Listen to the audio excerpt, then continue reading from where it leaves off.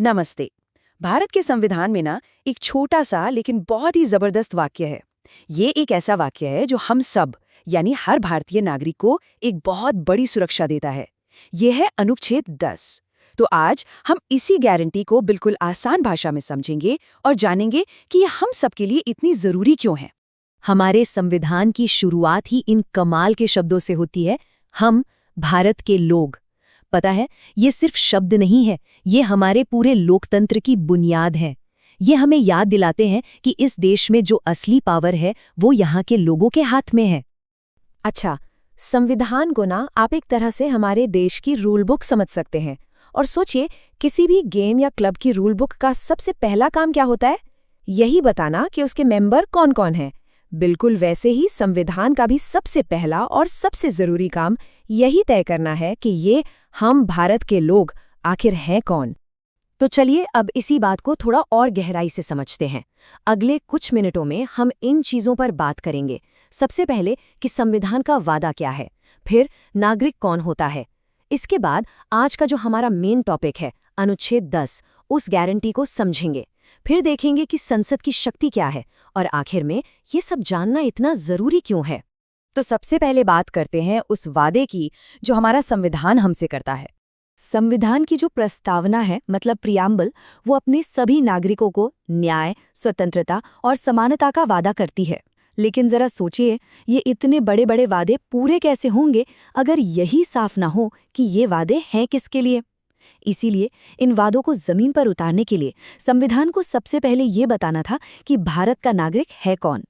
और बस इसी सवाल का जवाब देने के लिए हमारे संविधान में नागरिकता यानी सिटीजनशिप पर एक पूरा का पूरा हिस्सा दिया गया है। संविधान के अनुच्छेद 5 से लेकर 9 तक में ये नींव रखी गई कि भाई जब संविधान लागू हुआ तो नागरिक कौन माना जाएगा।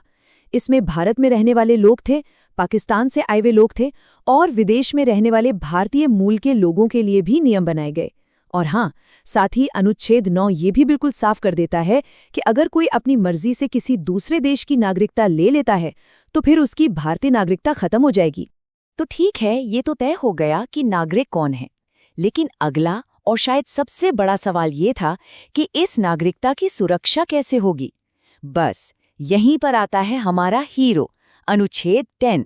अनुच्छेद 10 कहता है, प्रत्येक व्यक्ति जो इस भाग के किसी भी प्रावधान के तहत भारत का नागरिक है या समझा जाता है, वह संसद द्वारा बनाए गए किसी भी कानून के प्रावधानों के अधीन ऐसा नागरिक बना रहेगा। थोड़ी कानूनी भाषा है ना? चलिए इसको एकदम आसान शब्दों में तोड़कर समझते हैं। देखिए, इस अनुच्छेद को हम 2 आसान हिस्सों में बांट सकते हैं। पहला हिस्सा है एक वादा। वादा ये है कि अगर कोई भारत का नागरिक है तो वो नागरिक बना रहेगा, उसकी नागरिकता चलती रहेगी, वो पक्की है। अब आता है दूसरा हिस्सा जो है एक शर्त। शर्त यह है कि ये जो वादा है ये संसद के बनाए कानूनों के दायरे में रहेगा। इसको ना ऐसे समझिए, जैसे किसी के पास क्लब इंडिया का एक परमानेंट मेंबरशिप कार्ड है, तो अनुच्छेद 10 कहता है कि ये कार्ड हमेशा वैलिड रहेगा जब तक कि क्लब की जो मैनेजमेंट कमिटी है यानी हमारी संसद सभी मेंबर्स के लिए कोई नया नियम ना बना दे। तो अनुच्छेद 10 में जो शर्त वाली बात है ना, वही हमें संसद की शक्ति की तरफ ले जाती है। संविधान का जो ठीक अगला अनुच्छेद है, आर्टिकल 11, वो हमारी संसद को नागरिकता से जुड़ा कोई भी कानून बनाने की पूरी शक्ति देता है। मतलब नागरिकता कैसे मिलेगी, कैसे खत्म होगी, इस पर कोई भी कानून बनाने का पूरा अधिकार संसद के पास है। तो अनुच्छेद 10 की शर्त को असली पावर अनुच्छेद 11 से ही मिलती है। तो यहाँ ना एक बहुत ही कमाल का बैलेंस बनाया गया है। एक तरफ है अनुच्छेद 10 जो हर एक नागरिक को सुरक्षा देता है, ये भरोसा देता है कि आपकी नागरिकता पक्की है। और दूसरी तरफ है अनुच्छेद 11 जो लोगों के चुने हुए नुमाइंदों यानी संसद को देश की जरूरतों के हिसाब से नागरिकता पर कानून बनाने और बदलने का अधिकार देता है।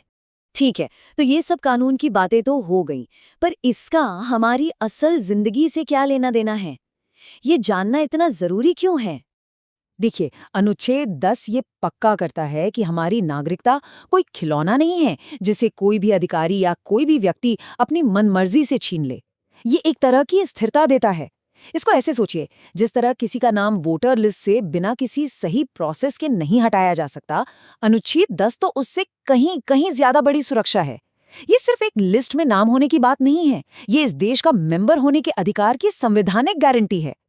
तो कुल मिलाकर अनुच्छेद 10 का हमारे लिए क्या मतलब है? पहला, ये एक भारतीय होने की बुनियादी गारंटी है। दूसरा, ये हमें सुरक्षा और अपनेपन का एहसास देता है। तीसरा, ये तय करता है कि नागरिकता के नियमों में कोई भी बदलाव अगर होगा तो वो संसद में एक प्रॉपर कानूनी प्रक्रिया से ही होगा। और सबसे ज़रूरी बात, ये वो नींव है, वो फाउंडेशन है जिस पर हमारे बाकी सारे अधिकार जैसे वोट देने का अधिकार या बोलने की आज़ादी टिके हुए हैं। तो आखिर में ये सवाल बचता है, एक नागरिक के तौर पर ये जानना कि संविधान हमारी नागरिकता की गारंटी देता है, जिसे सिर्फ एक सही कानूनी प्रक्रिया से ही बदला जा सकता है। ये जानकारी किसी भी इंसान के लिए क्या मायने रखती है? ये एक ऐसा सवाल है जिस पर हम सबको सोचना चाहिए।